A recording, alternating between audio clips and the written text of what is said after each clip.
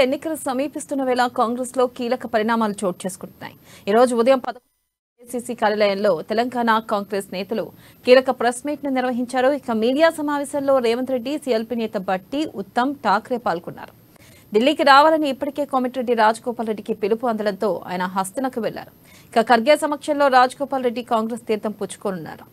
ఇక కేఎల్ఆర్ ను ఢిల్లీకి రావాలని కేసీ వేణుగోపాల్ ఫోన్ చేశారు.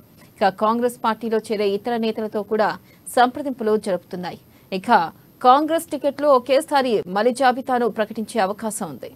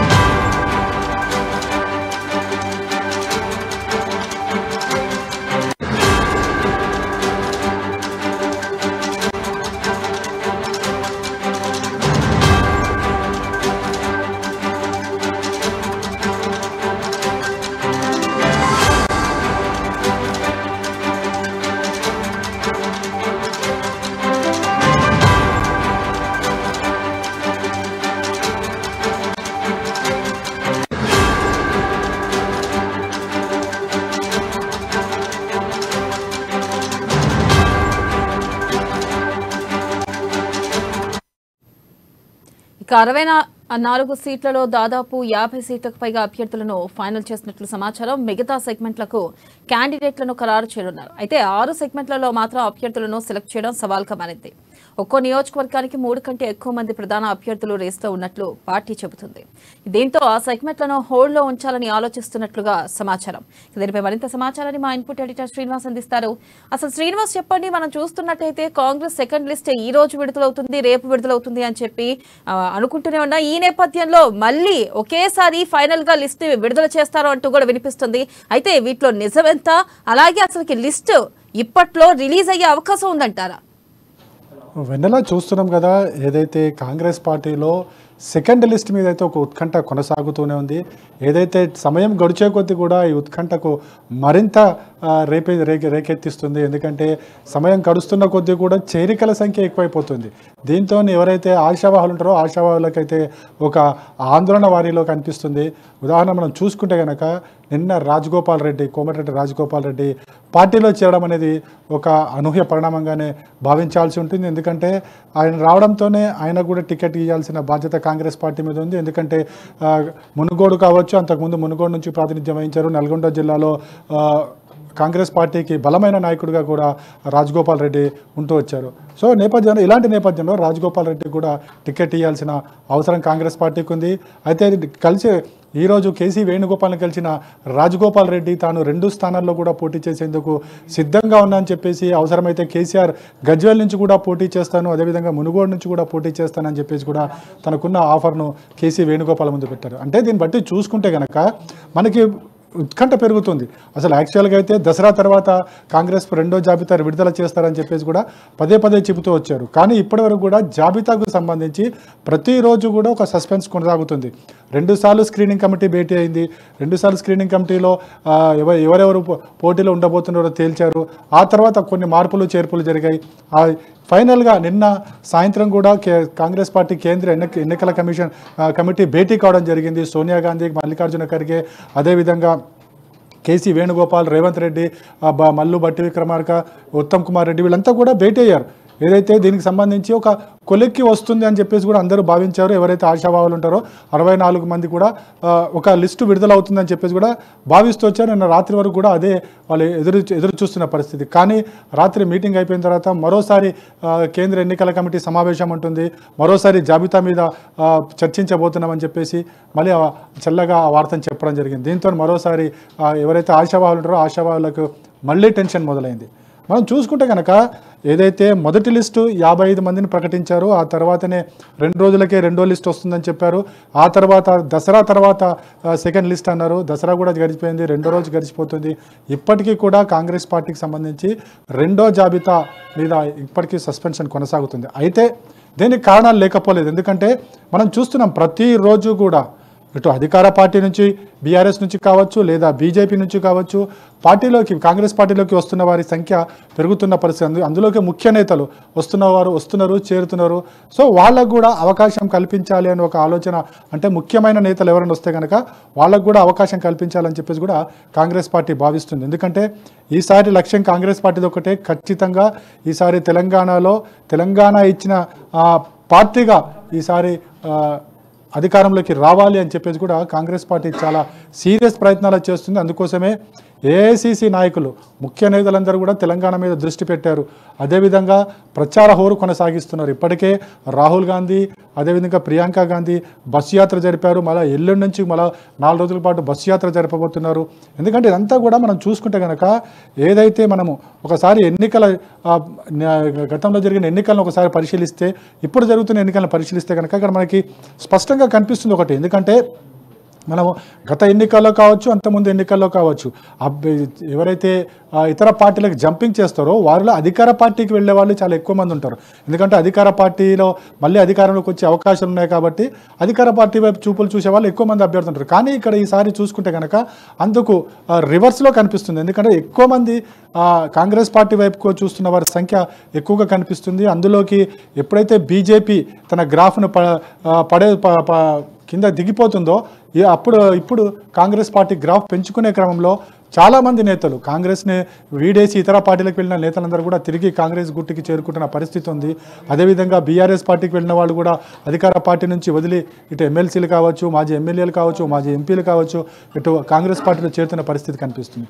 అంటే మనం ఒకసారి చూసుకుంటే కనుక కాంగ్రెస్ పార్టీ గ్రాఫ్ పెరుగుతుంది. అదేవిధంగా కాంగ్రెస్ పార్టీలో చేరుతున్న వారి సంఖ్య పెరుగుతుంది. కాబట్టి అందులో గెలుపు గుర్రాలకు అదేవిధంగా ఇక్కడ మూడు విషయాలు గుర్తుంచుకోవాల్సి వస్తుంది. ఎందుకంటే ఖచ్చితంగా గెలవాలనుకుంటే కనుక వారు బలమైన అభ్యర్థి అయి ఉండాలి. బలమైన అభ్యర్థితో పాటుగా ఎన్నికల ఖర్చును భరించాల్సి ఉంటుంది. అదేవిధంగా ఇతర అంటే ఆపోజిషన్ పార్టీలు ఏమిటో ఆ పార్టీకి ధీటుగా ఇక్కడ పార్టీలో ప్రచారాలు చేయాల్సి ఉంటుంది.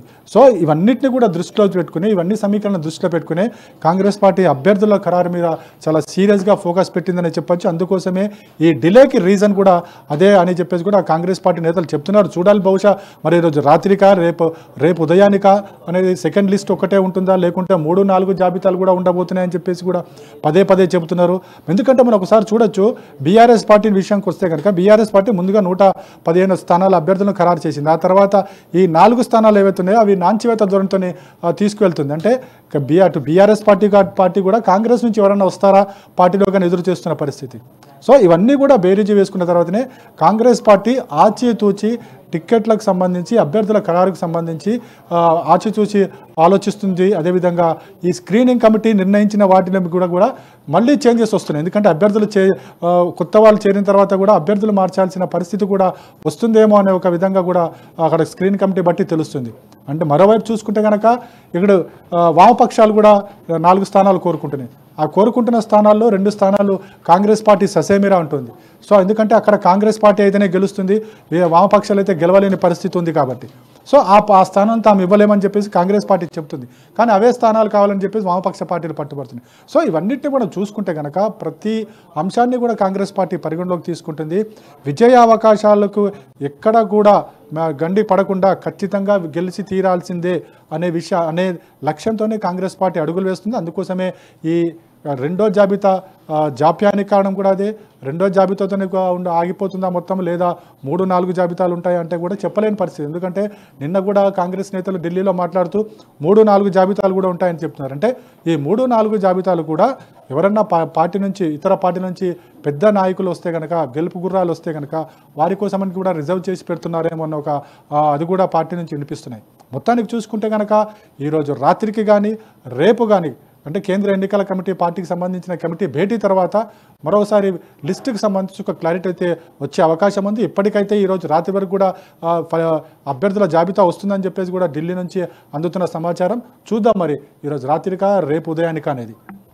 అయితే శ్రీనివాస్, ప్రధానంగా అలాగే ఇప్పుడు కాంగ్రెస్లోకి విపరీతంగా చేరికలు జోరందుకున్నాయి. అయితే ఈ నేపథ్యంలో ఇంకా కాంగ్రెస్ పార్టీకి కీలక నేతలు చేరికలు ఉండనున్నాయంటారా? ఖచ్చితంగా మనము ఉదయం రేవంత్ రెడ్డి మాట్లాడిన దాంట్లోనే చూసుకుంటే కనుక రాజగోపాల్ రెడ్డి కావచ్చు, డీకే అరుణ కావచ్చు, లేకుంటే వివేక్ కావచ్చు, విజయశాంతి కావచ్చు, జితేందర్ రెడ్డి కావచ్చు, వీళ్ళందరూ కూడా కాంగ్రెస్ బీజేపీలో ఇమడలేని పరిస్థితి ఉంది వీళ్ళకందరికీ కూడా. వాళ్ళందరూ కూడా బీజేపీ సిద్ధాంతాల్లోకి వాళ్ళకి అలవాటు కాలేకపోతున్నాయి. వాళ్ళు పార్టీలో ఇమడలేని పరిస్థితి బీజేపీలో ఉంది. సో అలాంటి వారికి తాము ఆహ్వానిస్తున్నామని చెప్పేసి కూడా పదే పదే చెప్పడం జరిగింది. సో ఈయన అంటే రేవంత్ రెడ్డి మాట్లాడిన దాంట్లో ఆయన ఇచ్చిన హింట్ ప్రకారం చూసుకుంటే కనుక ఇప్పటికే మనకి రాజగోపాల్ రెడ్డి పార్టీలో చేరారు. కానీ డీకే అరుణకు సంబంధించి ఉదయమే తాను ఎట్టి పరిస్థితుల్లో కూడా పార్టీ వీడి పోను అని చెప్పేసి కూడా స్పష్టం చేయడం, బీజేపీని వదిలిపోయేది లేదని చెప్పి స్పష్టం చేయడం జరిగింది. అదేవిధంగా వివేక్ వెంకటస్వామి స్పష్టం చేశారు.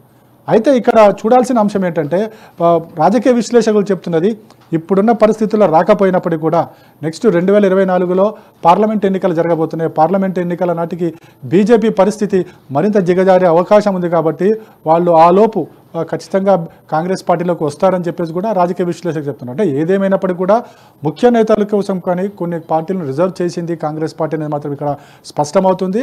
అందుకోసమే ఈ జాప్యానికి కూడా కారణం అదే. అంటే ఇప్పటికీ ఆ కాంగ్రెస్ పార్టీ ముఖ్య నేతల టచ్లో చాలామంది నేతలు ఉన్నారు. సో ఆ నేతల కోసం అని చెప్పేసి కొన్ని స్థానాలను రిజర్వ్ చేసి ఆపి పెట్టారని చెప్పేసి కూడా తెలుస్తుంది. చూద్దాం మరి ఈరోజు కానీ రేపు కానీ మా సెకండ్ జాబితా విడుదలైన తర్వాత 3-4 జాబితాలు ఉంటే కనుక అక్కడ పరిస్థితి ఇంకోలాగా ఉండే అవకాశం కనిపిస్తుంది. వెన్నెల.